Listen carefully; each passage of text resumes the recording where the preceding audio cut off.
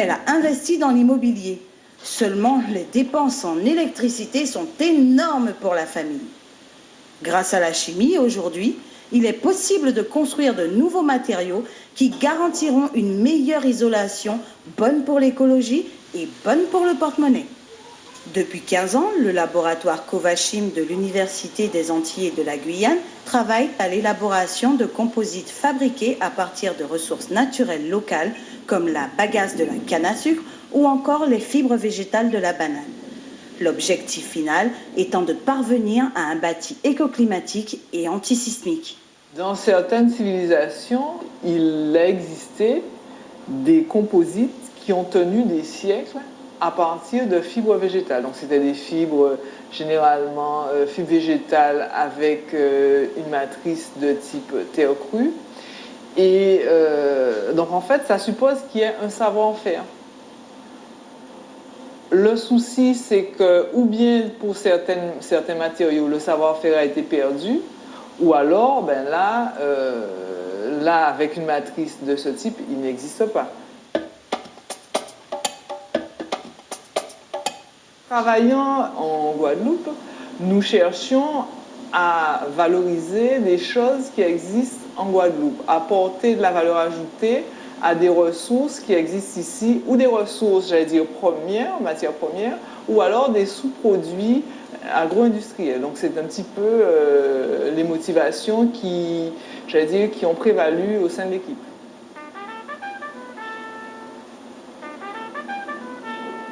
L'intérêt est important à essayer, nous, en tant que Guadeloupéens, Caribéens, de porter des solutions ou d'essayer d'en proposer à ce type de préoccupations, j'allais dire, environnementales et de préoccupations en termes de développement durable, de questionnement par rapport aux technologies qui sont mises en œuvre, par rapport aux réels besoins, le choix d'une technique ou comment faire évoluer peut-être des réglementations, comment mieux intégrer l'aspect développement durable en termes de normes aussi.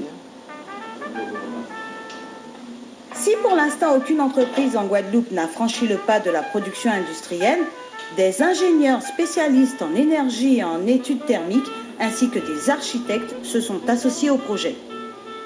Ici, un exemple classique, c'est un poteau en bois, mais ça va nous donner des indications intéressantes. Donc, quand on vient mesurer ici avec un thermomètre infrarouge, entre 41 et 42 degrés Celsius. Voilà. Donc on voit bien que effectivement l'exposition à l'ouest des matériaux fait monter en température la paroi.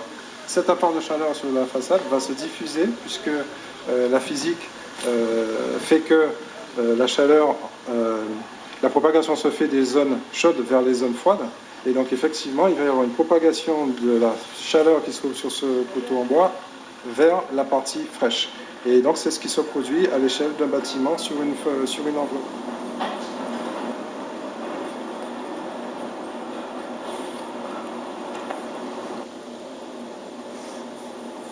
Par contre, en introduisant un pourcentage de fibres de bagasse dans le ciment, on diminue la conductivité thermique du matériau.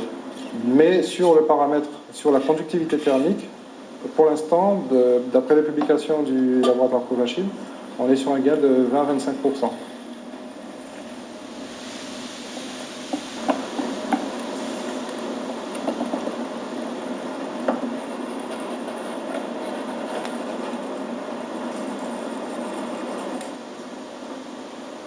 On a effectué justement des séquences sur un matériau qui a des performances thermiques comparables à celui développé par le Covachim.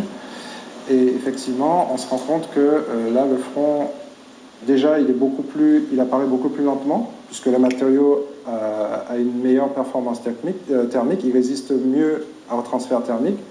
Et donc on voit que pratiquement là, de diffusion de la chaleur accumulée à l'extérieur vers l'intérieur du bâtiment. Donc là, on revoit ici la vidéo.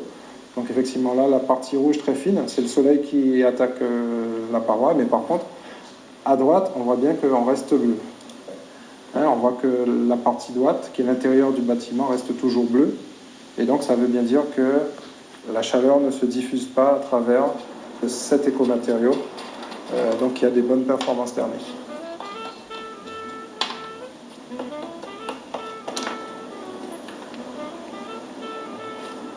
Un vrai problème de confort thermique en Guadeloupe, en particulier dans l'habitat. Donc effectivement, ce dont on a besoin, c'est de matériaux qui permettent de limiter cet apport en chaleur, mais aussi qui est la possibilité de bien résister à l'humidité. Et effectivement, le parpaing n'est pas forcément le matériau le plus adapté d'un point de vue thermique pour sous nos latitudes. Les matériaux que l'on a à notre disposition sont des matériaux qui ont été développés par des industriels, pas nécessairement en lien avec nos besoins, mais qui ont fait l'objet d'un avis technique. Donc nous, on a une boîte à outils qu'on utilise, on ne peut pas aller au-delà de cette boîte à outils-là. À mon sens, ce qui est intéressant dans le développement de nouveaux matériaux, c'est de partir de nos besoins et de nos caractéristiques.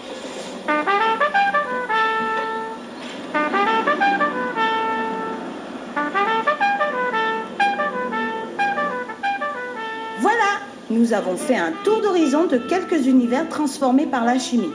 Et nous avons prouvé à la famille Bellemare que la chimie façonne leur vie et qu'elle contribue d'une certaine manière au développement économique de la Guadeloupe.